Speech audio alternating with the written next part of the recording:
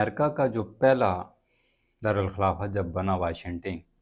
تو اس کے اوپر جو گورنمنٹ آئی واشنگٹن کی، اس انگریز کا نام واشنگٹن تھا، جس کے نام کے اوپر ہی امریکہ کے اس شہر کا نام رکھا گیا تھا۔ 1800 کچھ میں امریکہ کا شہر واشنگٹن وجود میں آیا تھا، اس کی حکمرانی گورنمنٹ آف امریکہ بنی تھی۔ اس نے جب اپنی گورنمنٹ بنائی تو اس نے یہ فیصلہ کیا کہ میں اپنی اس حکومت کو اس طریقے سے چلاؤں گا تاکہ ہم ایک دنیا میں سب سے ٹاپ آف لسٹ میں گنے جائیں، دنیا میں ہماری حکمرانی ہو، دنیا میں ہماری بہت زیادہ دہشت ہو، بہت زیادہ ہمیں پروموٹ کیا۔ اس نے جب یہ فیصلہ یہ سوچ اپنے دماغ میں سوچی تو اس نے پھر ہسٹری پڑھنا شروع کر دی۔ اس نے جیسس کی ہسٹری پڑھی، اس نے موسیٰ علیہ السلام کی ہسٹری پڑھی، اس نے تمام تر جتنے بھی انبیاء گزرے ہیں، صابئین گزرے ہیں، تابعین گزرے ہیں، تمام تر جو بھی حکمران میں گزرے ہیں ان کی انہوں نے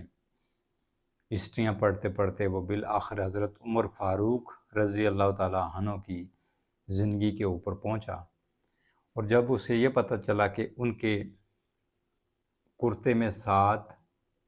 تہمت لگے ہوئے تھے، یعنی تھگڑیاں لگی ہوئی تھیں، 7 جگہوں سے وہ کرتا مختلف داغوں کے کلر کے داغوں سے سیا ہوا کرتا والا شخص 22 لاکھ مربع میل کا حکمران بنا ہے، اور اس کی زندگی اتنی سادہ اور جو ہے وہ اتنا غربت والا، تو وہ شخص کو پوری یہ جو جتنی بھی ان کی سلطنت تھی حضرت عمر فاروق کے دور میں، لوگ ان کو اول مانتے ہیں۔ تو اس نے کہا کہ میں نے اپنی زندگی میں جو عدل و انصاف ہے، جو زندگی گزارنے کا طریقہ ہے، کیونکہ اس نے حضرت عمر کی جب ہسٹری پڑھی تو بات جب حضرت عمر کے بیٹے پہ آئی تو انہوں نے اس کو بھی وہی سزا دی جو ایک عام رعایا کے انسان کے لیے تھی۔ تو اسی طرح آج آپ دیکھیں واشنگٹن شہر میں اگر کسی شخص گورنمنٹ آف واشنگٹن کے کسی بڑے اعلی عہدیدار کے اوپر اگر کوئی بات بنتی ہے تو اس کے لیے بھی انصاف، قانون، سب چیزیں ویسے ہی ہیں جیسے کہ حضرت عمر کے دور میں ان کے بیٹے کے لیے تھی۔ اگر ایک غلام پہ بات بنتی ہے تو اس کا بھی قانون اسی طرح جیسے حضرت عمر کے بیٹے کے لیے تھا۔ تو اسی طرح واشنگٹن نے یہ قانون نافذ کیا کہ ایک اگر پریزیڈنٹ یا پرائم منسٹر کے لیے قانون ہے تو وہی ایک عام شہری کے لیے ہے، جو سہولت ایک عام شہری کو ہے وہی پرائم منسٹر اور پریزیڈنٹ کو بھی ہے۔ تو یہ قانون کو بنا کر انہوں نے اپنی زندگیاں اس کے اوپر چلائیں، عدل و انصاف کا بول بالا کیا، اس کے اوپر اپنی زندگیوں کو فوکس کیا، اپنے عوام کو اس طرف متوجہ کی،